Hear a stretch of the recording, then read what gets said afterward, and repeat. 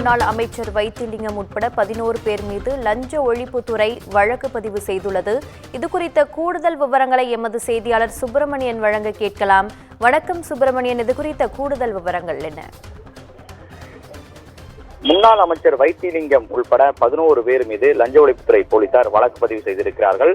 அறப்போர் இயக்கம் சார்பில் அளிக்கப்பட்ட புகாரின் அடிப்படையில் இந்த வழக்கு என்பது பதியப்பட்டிருக்கிறது. சென்னை பெருங்களத்தூர் அருகே அடுக்குமாடி குடியிருப்பு கட்டுவதற்காக கடந்த அதிமுக ஆட்சி காலத்தில் ரூபாய் 27.90 கோடி ரூபாய் லஞ்சம் பெற்றதாக முன்னாள் அமைச்சர் வைத்திலிங்கம் உள்பட 11 பேர் மீது வழக்கு என்பது பதியப்பட்டிருக்கிறது.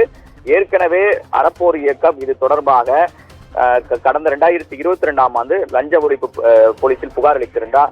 அந்த புகாரின் அடிப்படையில் தற்போதுதான் வழக்கு பதிவு என்பது செய்யப்பட்டிருக்கிறது. சென்னை பெருநகர வளர்ச்சி குழுமம் என்று அழைக்கப்படக்கூடிய CMDAவில் ஒவ்வொரு திட்ட அனுமதிக்கும் லஞ்சம் கேட்கப்படுகிறது என்ற ஒரு புகாரும் அளிக்கப்பட்டிருந்தது. 2015-2016ஆம் அமைச்சராக இருந்த வைத்திலிங்கம் 27.90 கோடி ரூபாய் ஸ்ரீராம் குழும நிறுவனத்திடம் லஞ்சம் வாங்கியுள்ளதாக அதற்கான ஆதாரங்களோடு அந்த புகார் என்பது அளிக்கப்பட்டிருந்தது. குறிப்பாக Sriram Properties and Infrastructure Private Limited அவர்களுடைய 57.94 ஏக்கர் நிலம், 24 பிளாட், 1453 வீடுகள் கொண்ட உயர்மட்ட கட்டுமானங்கள் திட்ட அனுமதிக்கு 2013ஆம் ஆண்டு அன்று CMDAவில் விண்ணப்பம் செய்திருந்தனர். 2 ஆண்டு காலம் அதற்கான ஒப்புதல் அளிக்கப்படாமல் இருந்தது.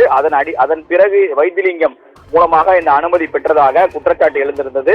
இது தொடர்பாக 27.90 கோடி ரூபாய் லஞ்சம் பெற்றதாக வைத்திலிங்கம் உள்பட 11 பேர் மீது புகார் அளிக்கப்பட்டிருந்தது. அந்த புகாரின் அடிப்படையில் தான் தற்போது லஞ்ச ஒழிப்புத்துறை போலீசார் வழக்கு பதிவு செய்திருக்கிறார்கள். 2022ஆம் ஆண்டு கொடுத்த புகாரின் அடிப்படையில் தற்போது வழக்கு பதிவு செய்யப்பட்டிருக்கிறது. மாநகராட்சி அதிகாரிகளும் இதில் இடம்பெற்றிருக்கிறார்கள்.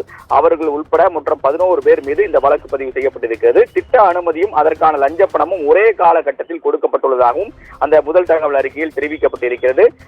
தற்போது வழக்கு பதிவு செய்யப்படக்கூடிய சூழ்நிலையில் அடுத்த கட்டமாக சம்மன் கொடுத்து நேரில் வரவழைத்து விசாரிக்கவும் லஞ்ச ஒழிப்புத்துறை போலீசார் திட்டமிட்டிருக்கிறார்கள். உங்கள் விவரங்களுக்கு நன்றி சுப்பிரமணியன்.